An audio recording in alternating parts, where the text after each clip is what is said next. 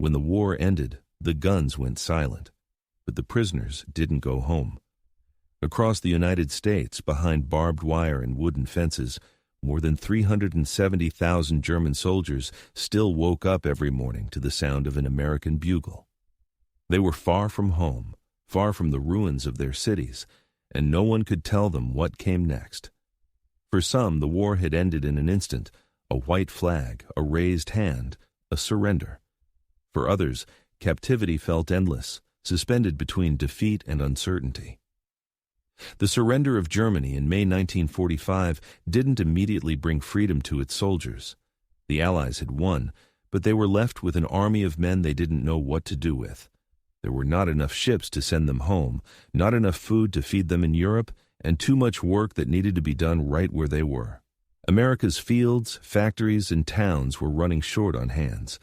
The war had drained the country's labor force.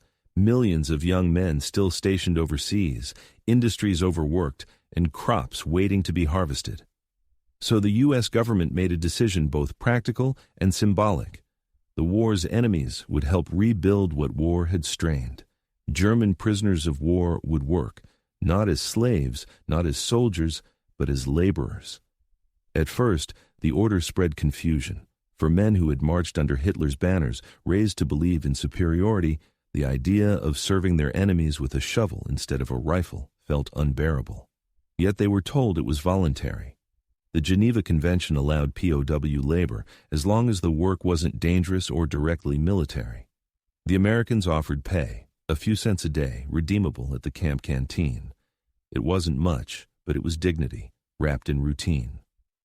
By the summer of 1945, work details became the new front line.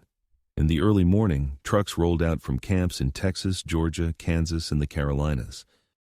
Groups of German prisoners sat in the back, silent, watching the American landscape pass by. Fields of corn and cotton, small towns, gas stations, churches.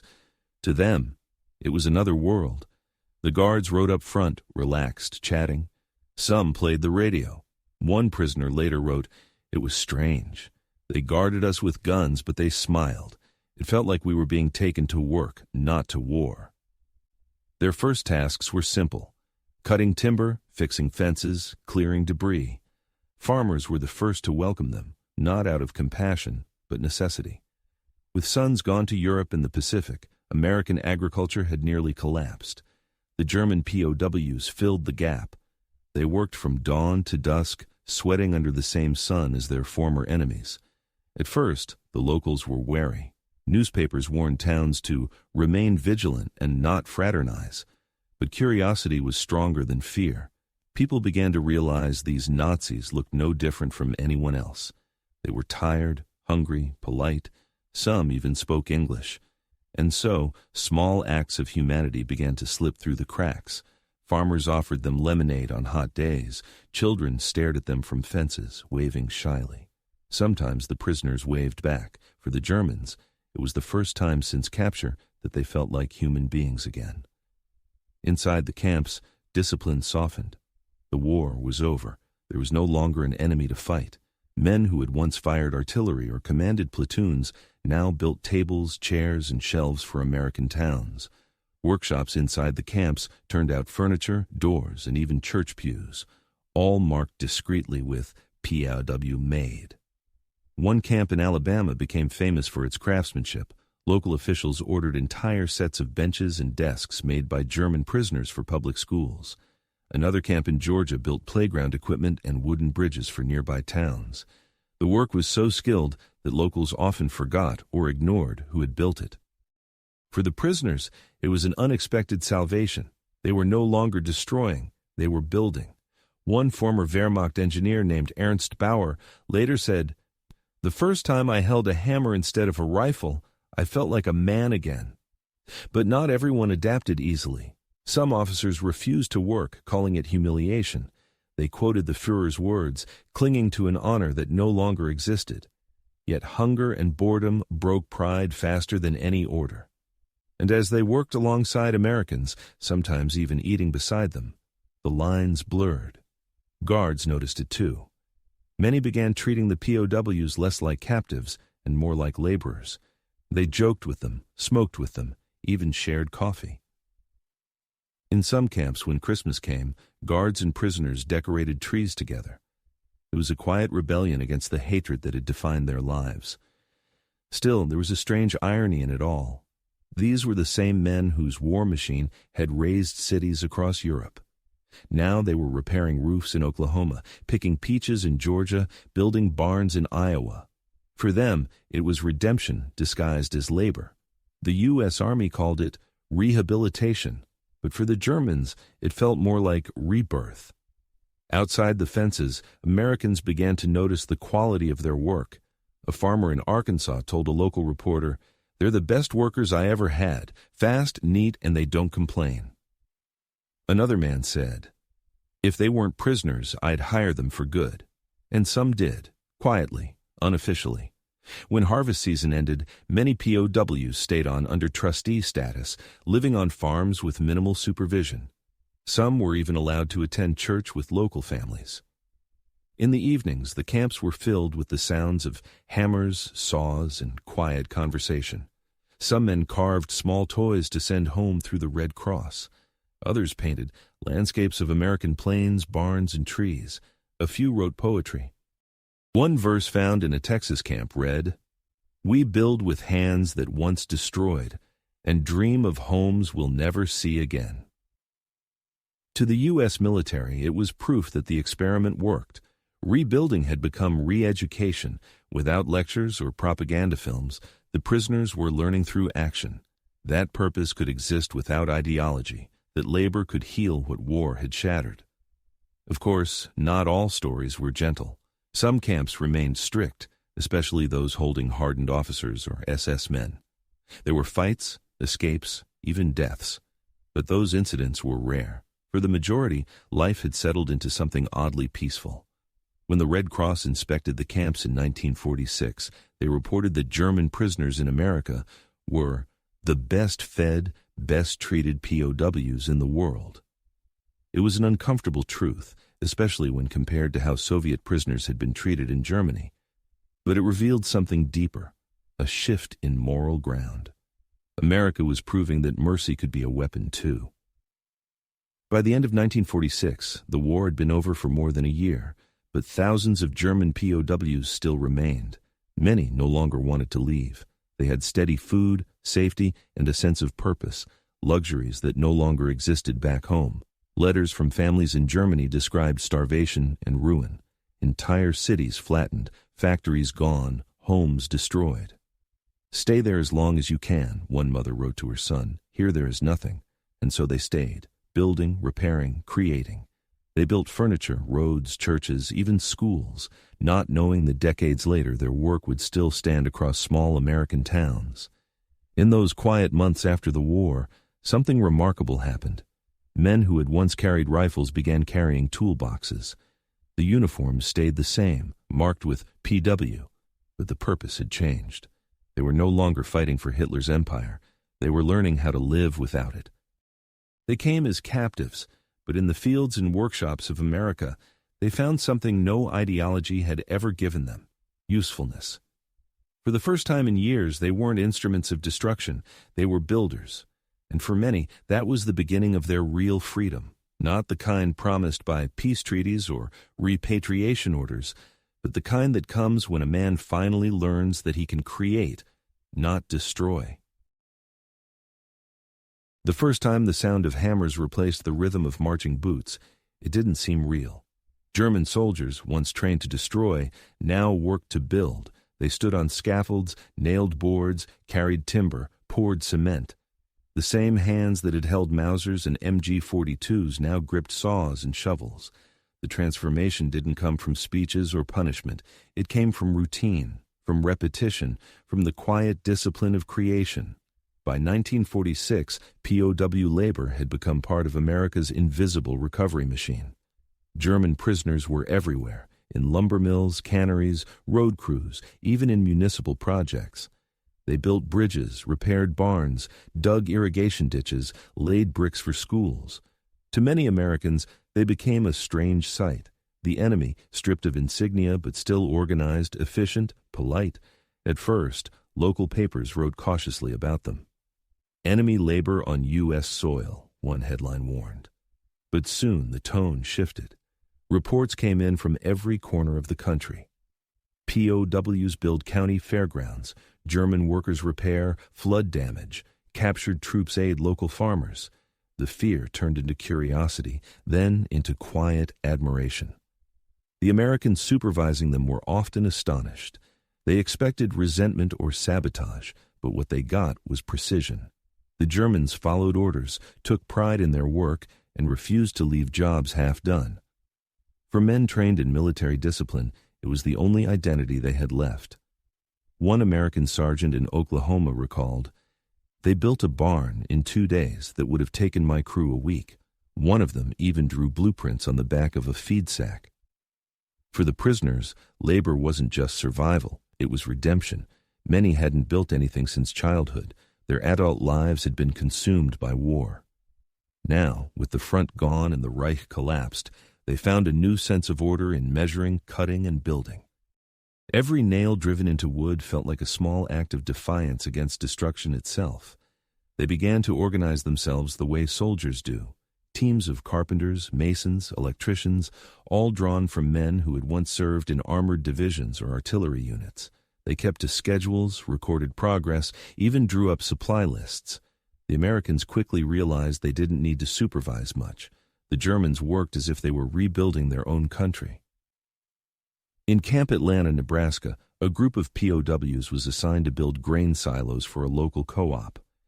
When the project finished ahead of schedule, the farmers held a small celebration and brought pies and coffee. The guards hesitated, unsure if it was appropriate, but the farmers waved them off. "They earned it," one said. "They built half this town."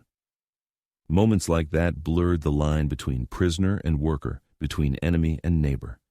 In many places, the work itself became personal.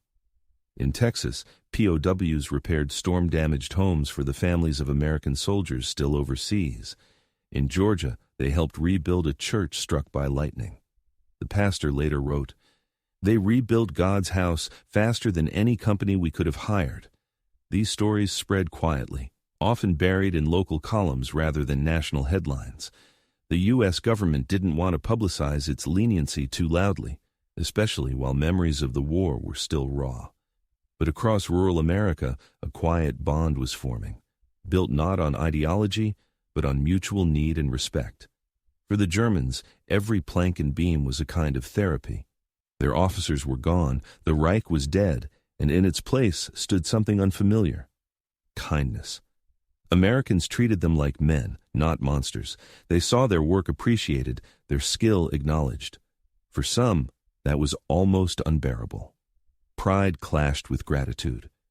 One prisoner, former Panzer Lieutenant Wilhelm Klein, wrote later, "I felt ashamed to be treated so well by the people I was taught to hate." He wasn't alone. Many POWs struggled with the realization that their enemy lived better, freer, and often kinder than the regime they had fought for. They began to compare everything: food, treatment, freedom of speech. The conclusion was inescapable. Everything they'd been told was a lie. But the Americans didn't try to re-educate them directly. They didn't need to. The education happened naturally, on the job, at lunch breaks, during small conversations. "Why'd you fight for him?" a guard once asked, referring to Hitler. The German shrugged, "Because we were told you were evil." The guard smiled. "Guess somebody got that backward." Slowly, respect replaced suspicion. POWs began to learn English, from manuals, from guards, from farmers' kids. They taught German words in return. They joked about language mix-ups. They sang songs together on truck rides back to camp. Inside the camps, their craftsmanship turned into culture. Workshops produced not just furniture, but art. Some carved wooden sculptures, others painted murals, landscapes of America's plains, barns, and forests. Many wrote letters home describing a country that defied every rumor. "These people," one wrote, "do not act like conquerors." The guards saw it too. A corporal at Camp Ruston, Louisiana said, "They stopped being Nazis long before they went home. They just became men with calloused hands." There was still discipline, counts, fences, guards. But the tone had shifted. The work changed everything. The Germans were no longer prisoners waiting to go home. They were craftsmen with purpose. In some cases, they even left behind monuments. Near Algona, Iowa, POWs built a life-size nativity scene out of plaster and wood. It became a town tradition, so well crafted that locals kept it after the war. It still stands today, restored every Christmas, a relic of reconciliation built by men once called enemies. The irony wasn't lost on anyone. In Europe, German bombs had destroyed churches. In America, German prisoners rebuilt them. Every nail driven, every beam raised was an unconscious act of atonement. They couldn't undo what they'd done, but they could build something new. The Americans noticed another change too. The POWs began taking pride in their work not as soldiers, but as craftsmen. They signed their initials discreetly on furniture, carved tiny eagles or anchors, not as Nazi symbols, but as signatures of skill. A bench built in Camp Crossville still bears a small inscription under the seat. Made by German hands, 1946. By now, even the local population had grown accustomed to them. Townsfolk would wave at the work trucks. Women would leave sandwiches or pies by the fences. Children brought drawings, curious about these foreign men. The fear was gone. In its place was fascination. Some communities began to see them as more than just free labor, as a reminder that even in war, humanity could survive. But there were moments of discomfort too. Some American veterans, newly returned from Europe, were furious to see their former enemies living comfortably, even smiling. "They bombed London and killed my brother," one man shouted at a truck of POWs, "and now they're getting paid to build our barns?" The guards didn't answer. There was no easy answer.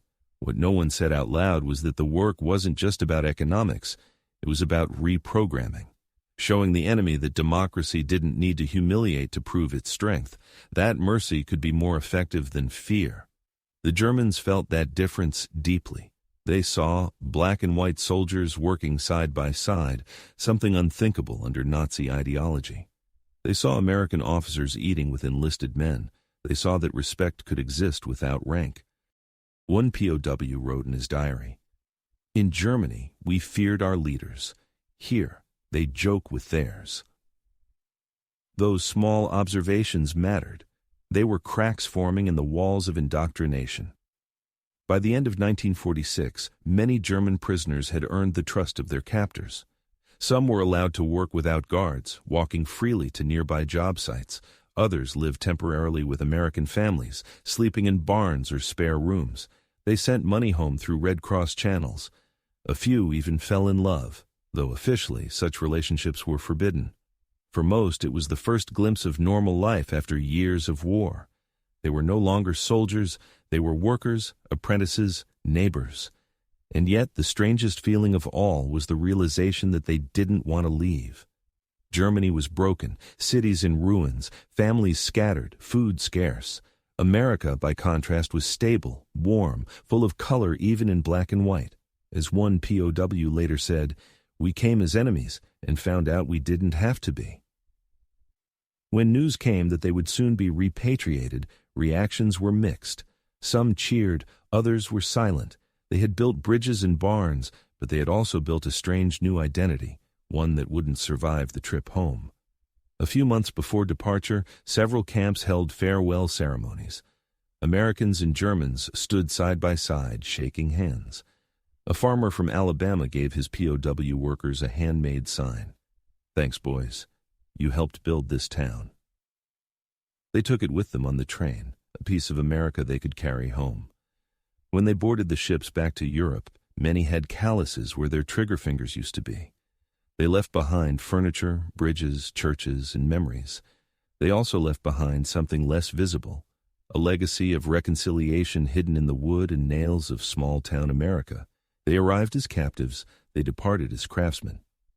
In the process, they proved something extraordinary, that even the tools of war could be repurposed, that a hammer could be a better teacher than any ideology. And in the hands of former enemies, those hammers didn't just build barns. They rebuilt belief in work, in dignity, and in the quiet possibility of forgiveness. When the ships finally left the American coast, the men on board stood silently along the rails. The ocean stretched endlessly ahead, gray and cold, as if mirroring what waited for them. Behind them lay the country that had defeated them, and strangely, had also changed them. Before them was Germany, a home they no longer recognized, a home that no longer existed. By the time repatriation began in 1946, the transformation of the German prisoners was complete. They had arrived in the United States as soldiers of a collapsing empire. They were leaving as craftsmen, farmers, engineers, men who had rediscovered purpose through labor. The camps they left behind stood quiet, marked by fences that no longer needed to hold anyone. The hammers were silent now, the workshops empty, the tools stacked neatly on benches, a ghostly echo of industry built by those once defined by destruction.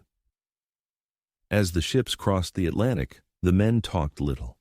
There was no celebration, only reflection. The months or years in captivity had stripped them of ideology and replaced it with something harder to name, a sense of humility, even gratitude.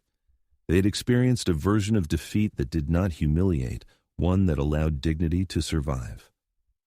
When they reached Europe, the reality of post-war Germany confronted them with brutal clarity. The cities were skeletons of stone and smoke. Rubble stretched for miles where streets used to be. The air smelled of ash and absence. Family homes were gone, factories were ruins, entire neighborhoods had vanished. The prisoners who stepped ashore realized that they were returning not to a nation, but to an emptiness that demanded rebuilding from nothing. The American camps had prepared them, though no one had planned it that way. The routines of work, the structure of labor, the quiet order of construction, all of it had trained them for a future none of them expected. In America, they had built barns, schools, and bridges for someone else's country. Now they would build for their own. In the years that followed, the former prisoners dispersed across the ruins of Europe. Some found surviving relatives, others found no one. Many joined reconstruction brigades, bringing with them the discipline and technical skills learned in captivity. The experience of American order, of precision without tyranny, structure without cruelty, had left an imprint. They applied what they had absorbed unconsciously, the idea that rebuilding was not only physical, but moral. In bombed-out German towns, small groups of returnees began organizing themselves into cooperatives. They repaired roads, houses, and workshops. They used methods they had seen in America: communal effort, mutual support, improvisation over bureaucracy. These men became part of the silent workforce that rebuilt post-war Germany from the ground up. Their contribution was rarely recorded, yet its traces remain in the architecture of the early 1950s, plain, functional, efficient. It was the style of men who had learned to build without waste, without ornament, without ideology. The memory of captivity did not fade quickly. For years, many of them avoided speaking of it. To have been a prisoner carried shame, even if the conditions had been humane. But within that silence, the lessons endured. The former soldiers had seen another kind of strength, not the violent, commanding force of the Reich, but the quiet confidence of a system that allowed freedom without collapse. The contrast reshaped their understanding of power. Some of them entered technical schools, using the education programs initiated by Allied authorities. Others became carpenters, bricklayers, or engineers in the new West Germany. They were the invisible hands of reconstruction. Many of the early industrial zones of the 1950s, the factories, rail stations, and apartment blocks, were built by men who once lived behind American fences. For them, every wall raised was an act of defiance against the ruins of the past. Every foundation poured was a way of erasing what had been done in their name. Their craftsmanship, refined in captivity, became the silent architecture of a nation learning to start again. The psychological transformation ran deeper than work. Captivity had dismantled the myth of superiority. In its place grew a more grounded sense of identity, not as masters of history, but as survivors of it. The propaganda that had once glorified war now rang hollow. They had seen the other side, a country that had beaten them not only with weapons, but with humanity. For many, the American experience became a point of reference for life. They compared systems, attitudes, and values. They remembered the fairness of rations, the absence of fear, the unspoken equality they had observed even in a prison camp. It was a revelation too subtle to articulate, but powerful enough to influence generations. The post-war German work ethic, the focus on precision, responsibility, and cooperation, owed part of its shape to those men who had learned in captivity that discipline could serve peace as well as war. In small towns across the United States, traces of their labor remained.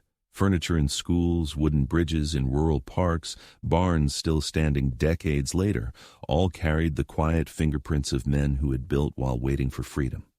Few Americans who used those things ever thought about who had made them. The work was too well done, too ordinary to draw attention. Yet it was part of a larger, invisible story, one where enemies had built the backbone of peace.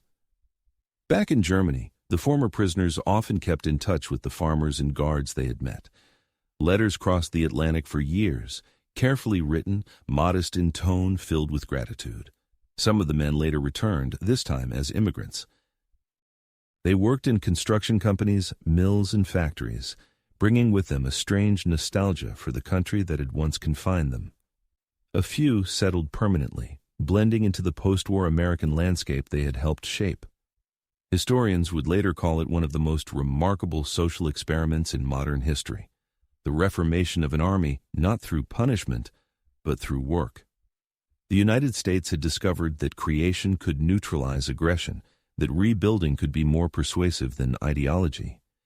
The German prisoners had lived that truth daily, without realizing they were its subjects. By the 1950s, West Germany's economic miracle began to unfold. The so-called Wirtschaftswunder was driven by engineers, builders, and craftsmen, many of whom had been shaped by captivity. The efficient, pragmatic approach that defined the rebuilding effort bore the imprint of the American camps. The habits of punctuality, teamwork, and quiet pride in craftsmanship were no longer militaristic virtues. They were civic ones. The shift was more than material. It was moral. Those who had lived through defeat and captivity had learned a form of responsibility that extended beyond orders. They had seen the consequences of blind obedience, and they no longer trusted ideology without question. They carried with them the awareness that decency, even when extended by an enemy, could rebuild what war had destroyed. The camps had been designed to contain men, not to transform them. Yet by accident, they had become schools of democracy. Within the limits of captivity, the Germans had witnessed a functioning society where rules served people, not the reverse. The lesson endured long after the fences were gone. When the last American POW camp closed in 1946, local residents often expressed unexpected sorrow. Many had grown used to the presence of the Germans. Some had depended on their labor. Others had simply respected their skill. In more than one town, the departure of the prisoners left an absence, not of soldiers, but of builders.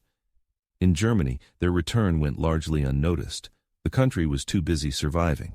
But the silent influence of those men spread through every repaired bridge, every new workshop, every wooden beam cut by hands once trained for war.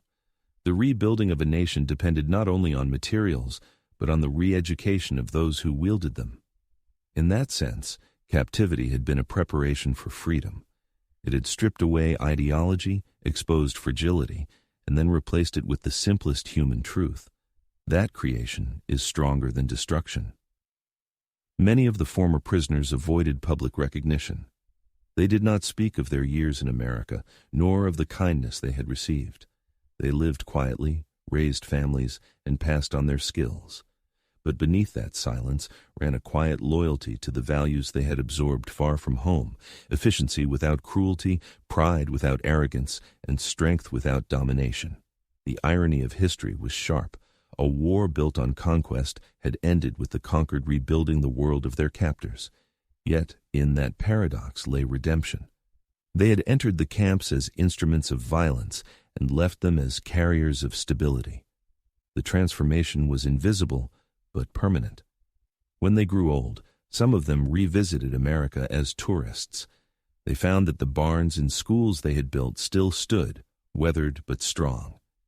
In those wooden beams, they recognized the memory of themselves, young, defeated, but alive.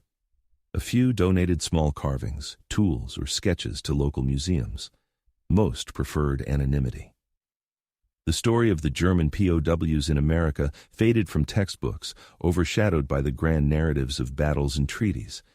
Yet it remained etched in the material world, in every surviving structure built by their hands. Time turned their labor into heritage. The fences of the camps rotted away, the watchtowers fell, and the fields grew over. But the things they built endured. Their legacy wasn't written in medals or monuments. It was measured in timber, stone, and the quiet durability of work done well.